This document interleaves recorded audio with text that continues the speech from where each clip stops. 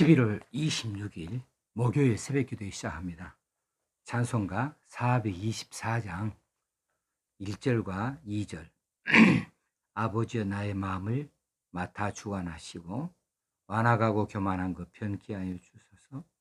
온유하고 겸손하여 화평하게 하시고 망령되고 악한 일을 물리치게 하소서. 424장 찬송하시겠습니다.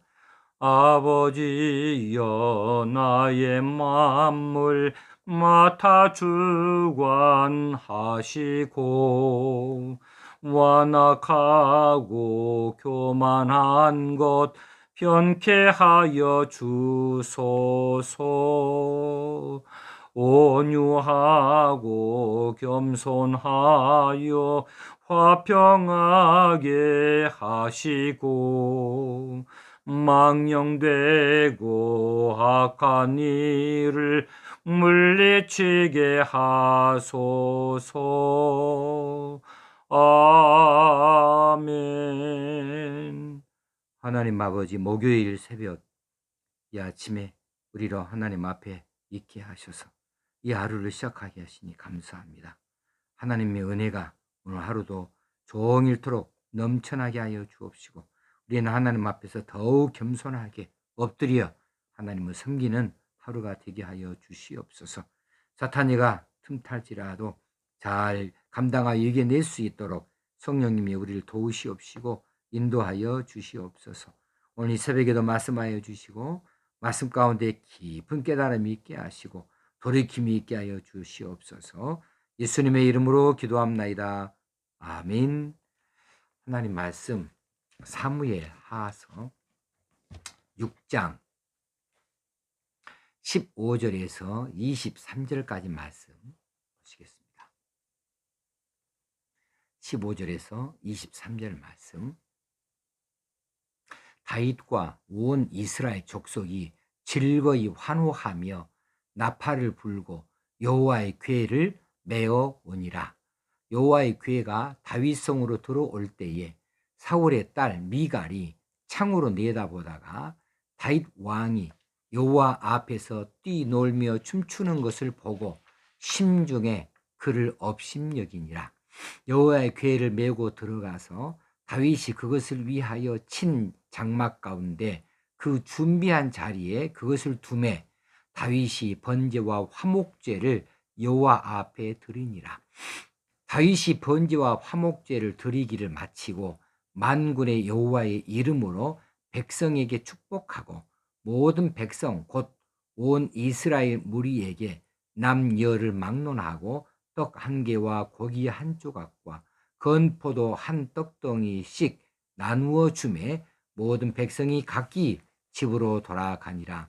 다윗이 자기의 가족에게 축복하러 돌아오매 사울의 딸 미갈이 나와서 다윗을 맞으며 이르되 이스라엘 왕이 오늘 어떻게 용화로우신지 방탕한 자가 염치 없이 자기의 몸을 드러내는 것처럼 오늘 그의 신복의 계집종의 눈앞에서 몸을 드러내셨도다 하니 다윗이 미갈에게 이르되 이는 여호와 앞에서 한 것이니라. 그가 네 아버지와 그의 온 집을 버리시고 나를 택하사 나를 여호와의 백성 이스라엘의 주권자로 삼으셨으니 내가 여호와 앞에서 뛰놀리라. 내가 이보다 더 낮아져서 스스로 천하게 보일지라도 네가 말한 바 계집종에게는 내가 높임을 받으리라 한지라. 그러므로 사울의 딸 미갈이 죽는 날까지 그에게 자식이 없으니라. 아멘. 다윗이 여호와의 궤를 다윗성으로 모셔오는 일을 기뻐하고 이 일을 신중히 하게 되어졌는데 그 일이 이제 이번에는 원활하게 잘 이루어지니까 다윗이 너무 즐거웠어요. 그래서 여호와 앞에서 힘을 다하여 춤을 췄다 그랬습니다. 그리고 온 이스라엘 족속이 즐거이 환호하며 나팔을 불고 여호와 궤를 메어 오니라 그랬습니다. 그런데 사울의 딸 다윗의 첫째 부인 미갈은 창으로 이런 모습을 내려다 보면서 그렇게 다윗이 백성들 사이에서 뛰놀면서 춤추는 것을 바라보고 심중에 그를 업신여겼다 그랬습니다.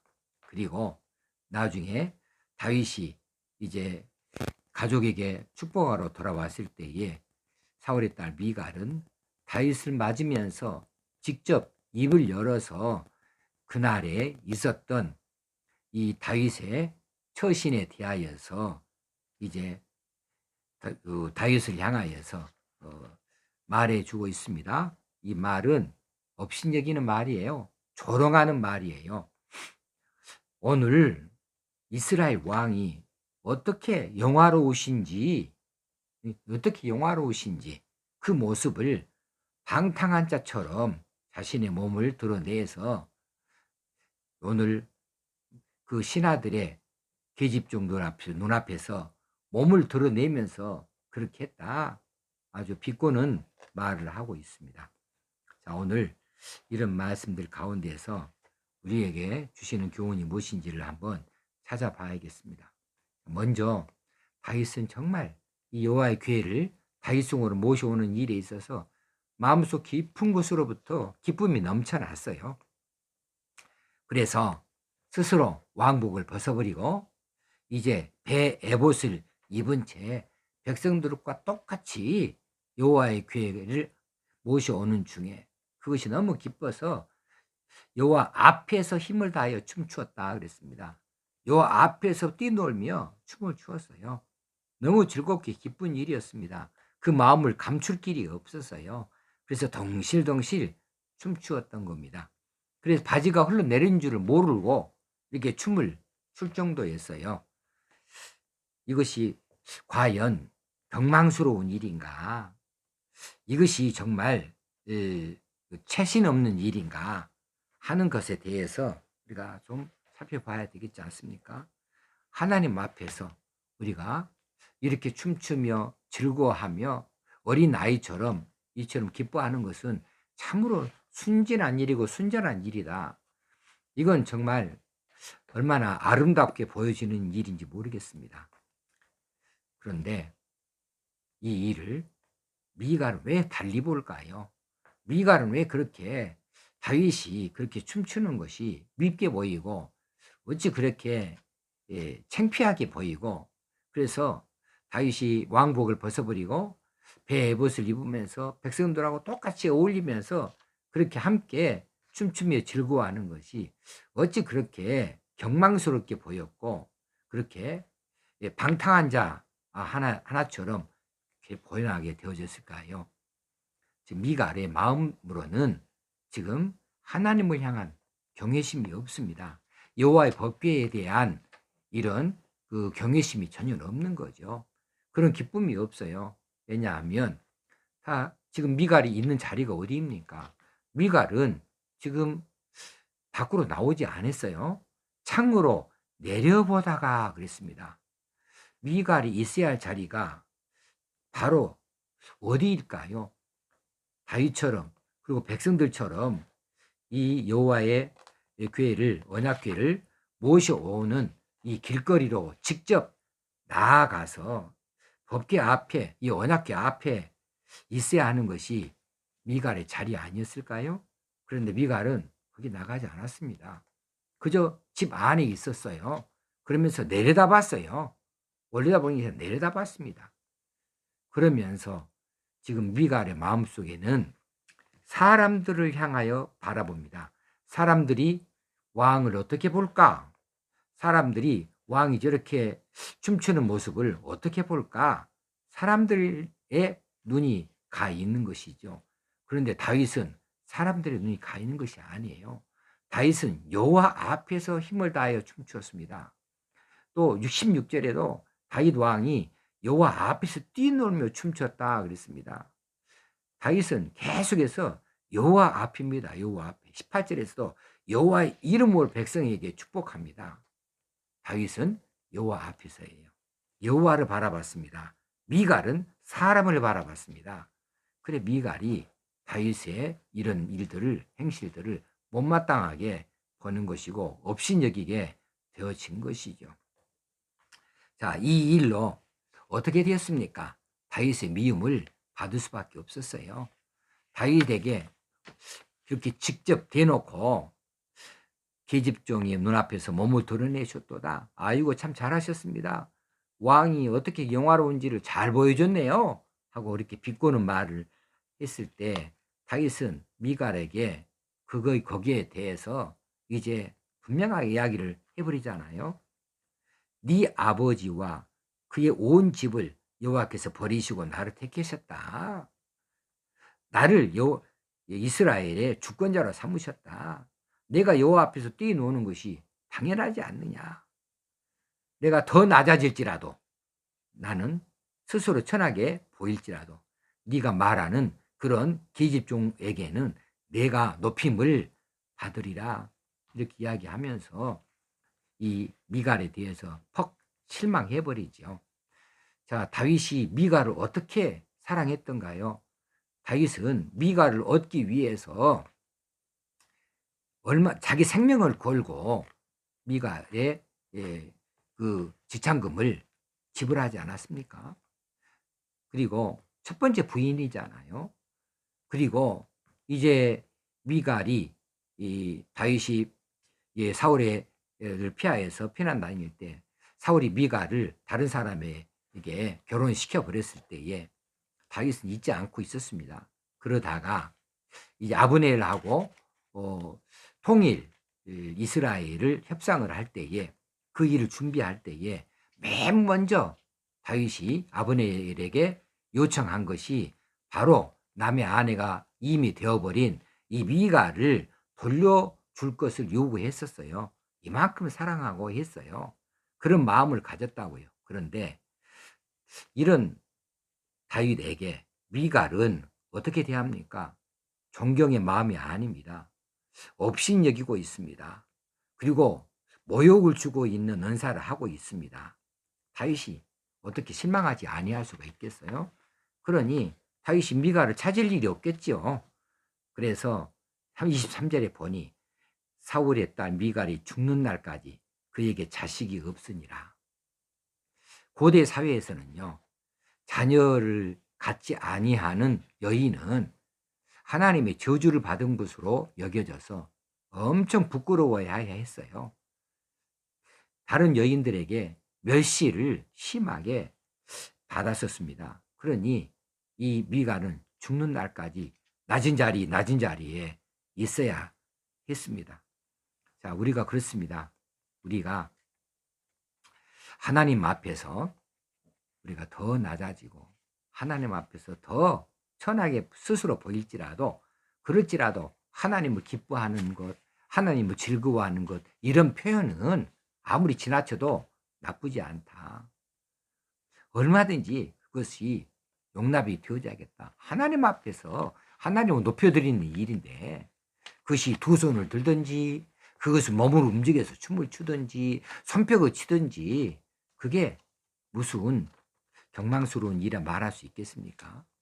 그래, 우리가 하나님을 높여드리는 일에 다른 사람을 향하여서 함부로 말할 일이 아니다 싶습니다. 그리고 이 미갈이 남편 다윗에게 이처럼 함부로 말하는 것, 함부로 그렇게 그 다윗을 향하여서 조롱하는 것, 모욕을 주는 것, 이런 것은 이 아내로서 합당치 않은 일이었습니다. 부부 사이일수록 언사를 조심해야 됩니다. 우리가 가까운 사이일수록 말 조심해야 됩니다. 함부로 말할 일이 아니에요. 그러다가 사이가 벌어지기도 하지 않습니까? 더 신중하게, 더 깊이 생각해보고 그렇게 우리가 서로 대화를 해야 될 입장에 있습니다. 네, 오늘 미갈은 다윗을 향하여서 경망스럽다 했는데 오히려 미갈이 경망스러웠습니다. 이는 잘못된 일들이 오늘 우리에게 큰 교훈이 되어지는 줄로 믿습니다. 또 한 가지는 자, 다윗 성으로 이 여호와의 궤가 옮겨지게 되어지니까 다윗은 여호와 앞에 번제와 화목제를 드렸습니다. 그리고 번제와 화목제를 다 마친 다음에 만군의 여호와의 이름으로 백성들에게 축복을 합니다. 축복을 하고 나서 그 다음에 이스라엘 무리에게 남녀를 막론하고 떡 한 개와 고기 한 조각과 건포도 한 덩이씩을 나누어 줬습니다. 여기 남녀노소가 없습니다. 귀천이 없습니다. 누구나 다 똑같이 그렇게 떡과 고기와 건포도를 골고루 이렇게 나누어 줬어요. 그렇습니다. 하나님의 은혜가 그렇습니다. 여호와의 언약궤가 우리 앞에 있을 때에, 우리가 하나님 앞에 있을 때에 누구든지 하나님 앞에서는 공평합니다. 공평하게 이처럼 우리에게 은혜를 베풀어 주십니다. 일용할 양식을 우리에게 내려 주십니다. 여호와의 궤가 다윗성으로 입성하는 것을 기뻐했던 백성들, 그리고 번제와 화목제를 드리는 것을 지켜봤던 이 백성들에게는 이처럼 일용할 양식이 생겨나게 되어졌고 배급이 되어졌습니다. 그것도 골고루 말입니다. 오늘 우리에게도 이런 은혜가 내려지기를 바랍니다.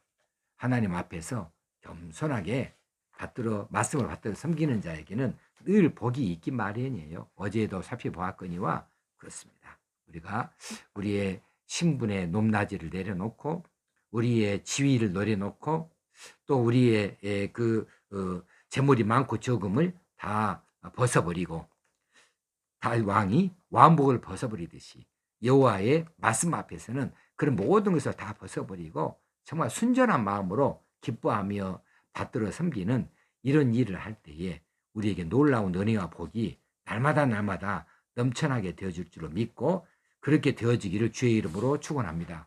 기도하겠습니다. 하나님 아버지, 오늘 또 말씀하여 주신 것을 감사합니다. 이 말씀이 우리에게 크게 교훈이 되어지게 하여 주시고 삼가 조심할 수 있게 하여 주옵소서. 주님 예수님의 이름으로 기도합나이다. 아멘. 하늘에 계신 우리 아버지여, 이름이 거룩히 여김을 받으시오며 나라의 임하옵시며 뜻이 하늘에서 이룬 것 같이 땅에서도 이루어지이다. 오늘날 우리에게 일용할 양식을 주옵시고 우리가 우리에게 죄 지은 자를 사하여 준 것 같이 우리 죄를 사하여 주옵시고 우리를 시험에 들게 하지 마옵시고 다만 악에서 구하옵소서. 대개 나라와 권세와 영광이 아버지께 영원히 있사옵나이다. 아멘. 오늘 목요일 하루도 하나님 은혜가 우리 성도들에게 넘쳐날 수 있게 되어지길 바랍니다. 감사합니다.